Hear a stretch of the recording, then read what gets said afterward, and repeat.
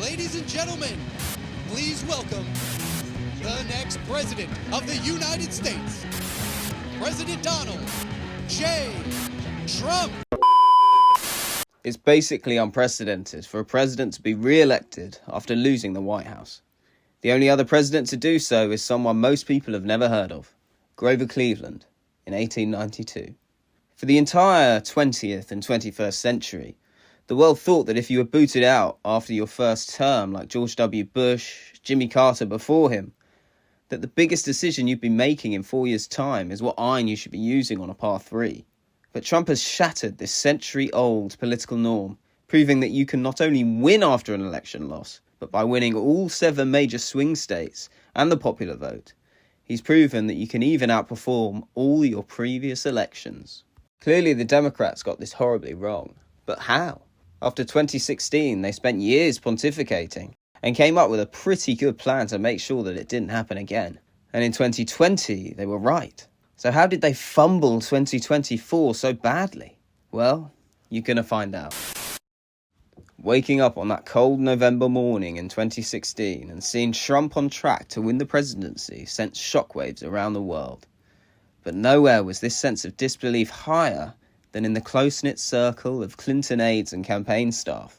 How on earth could people vote for a loud-mouthed reality TV star from New York over an established politician who has committed her whole life to government? These questions were fresh on the mind of Clinton's foreign policy advisor Jake Sullivan. He tried to warn Clinton that she gave too little attention to the Midwestern swing states, but it fell on deaf ears. She took them for granted. But Jake Sullivan didn't. He was worried that those blue-collar workers were at risk of swinging to Trump, and swing they did. After this shattering defeat and feeling a sense of personal responsibility for the loss, he went away for 2 years, adamant that he could find out not only why these voters moved to Trump, but how to get them back. And in 4 years' time, he was able to take action on this plan, when on the 22nd of November, he was invited by President Biden to become his national security advisor. For Sullivan, there were 2 key reasons behind Trump's victory. That was economics and foreign policy. Similar to James Carville's quip in 1992, "It's the economy, stupid." Sullivan believed that the pursuit of rampant globalization, whereby domestic manufacturing was largely outsourced to countries with cheaper labour abroad, had wreaked havoc on communities in the Rust Belt.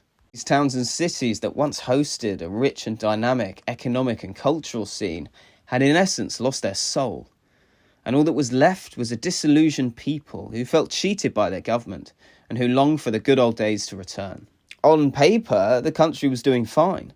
Manufacturing companies leapt at the opportunity to pay their staff fewer wages and adhere to less regulation. This strategy was extremely profitable, and the US economy kept growing. And why wouldn't this strategy work? The free market kept the Soviet Union at bay for 50 years, and once China has a taste of what our system can do, they're bound to liberalise and join us in this new democratic world. But by chasing growth for growth's sake, and treating the economy as a force in of itself which must be appeased, even if it's at the expense of the economic interests of ordinary Americans, unsurprisingly, rubbed people up the wrong way. And what was the result of this new international economic order? An economic powerhouse in China that had become even more authoritarian and a massive voter backlash against the status quo. As a result, Sullivan sought to reimagine the role of the economy, changing it from its own entity into a vehicle whose sole purpose is to improve the lives of ordinary Americans, specifically the middle class. It was time for Bidenomics. The Rust Belt would be remade into a cobalt corridor, jobs would be reshored, Trump's tariffs on foreign goods would be retained, and $1 trillion stimulus package was introduced to speed up the country's recovery post-COVID. Now, with the economics done and dusted, it was time to address another cause of public disillusionment: foreign policy. My fellow citizens, at this hour, American and coalition forces are in the early stages of military operations to disarm Iraq, to free its people, and to defend the world from grave danger. Trump's criticism of forever wars resonated with many Americans who looked to the vast amounts of blood and money spilt in Afghanistan and Iraq and rightly begged the question, what was the point? Power vacuum left after Saddam's Ba'athist regime was toppled 10 years prior has been filled by quite possibly the most vile and despicable terror group the world had ever seen in ISIS. And not only did ISIS conduct unforeseen horrors in Iraq and on a already downtrodden Kurdish populace, but they posed a real threat to civilians on American soil. This threat became undeniable in 2016 when 29-year-old ISIS sympathizer Omar Mateen shot and killed 49 people and injured 53 in Pulse nightclub, Florida. For many Americans, the wars that were apparently necessary to keep them safe seem to have actually done the opposite. And despite the trillions of dollars spent on these regime changes, thriving democracies failed to materialize. As a result, the American people lost complete faith in their government's ability to protect their interests abroad and spend their tax dollars wisely. Sullivan saw this need to realign US actions on the world stage to the lives and welfare of ordinary Americans. This would be wrapped up in the mantra of a foreign policy for the middle class. First on the list of this new flagship policy was withdrawing from Afghanistan. Now, although this process had already begun during Trump's term, with the number of US troops in Afghanistan falling from 4,500 to 2,500, it was left to Biden to finish the job. And what came next sent shockwaves across the world.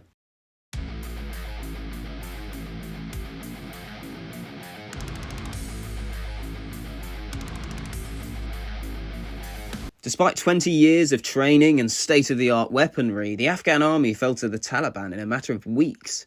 And on the 15th of August, they reached Kabul, overthrowing the Islamic Republic of Afghanistan, and President Ashraf Ghani fleeing the country with his tail between his legs.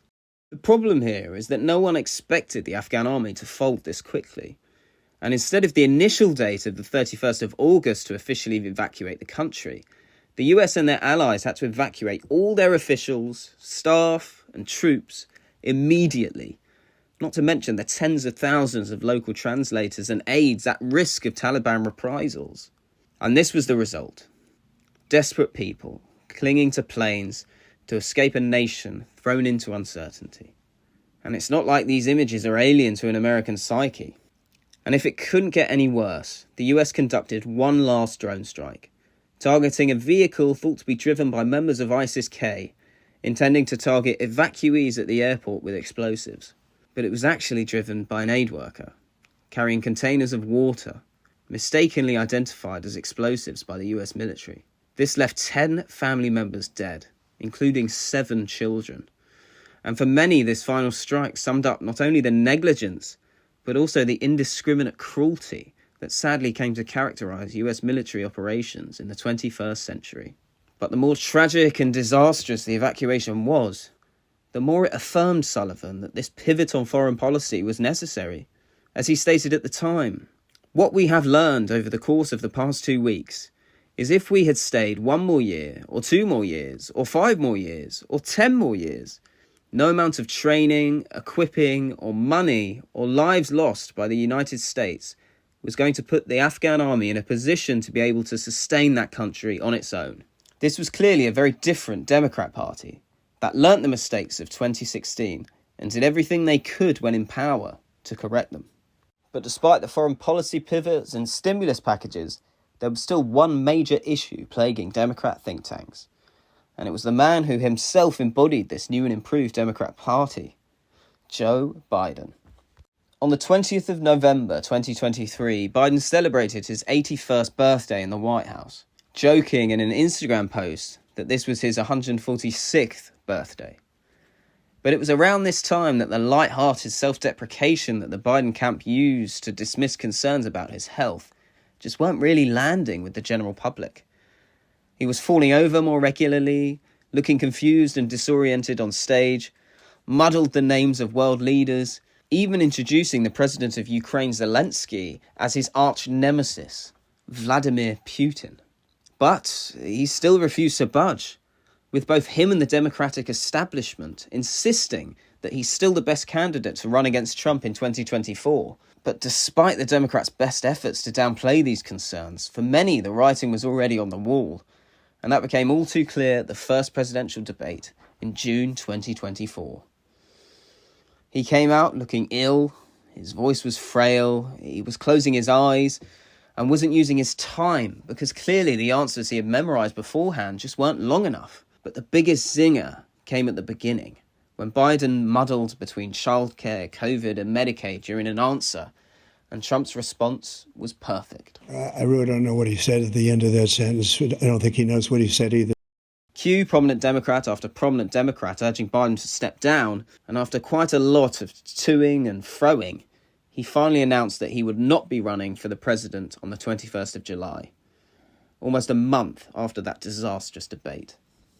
Despite Biden endorsing his VP Kamala Harris, the world was still anxiously awaiting who would be announced on the Democrat ticket. But behind closed doors, the Democrats had already made up their minds. Despite briefly considering Gretchen Whitmer and Josh Shapiro, the Democrats were quietly mapping how Harris would win the election even before Biden made his announcement. And a day after, on the 22nd of July, Harris received enough state delegate endorsements to win the nominations. By this point, it was clear that it was going to be a battle between Kamala Harris and Donald Trump.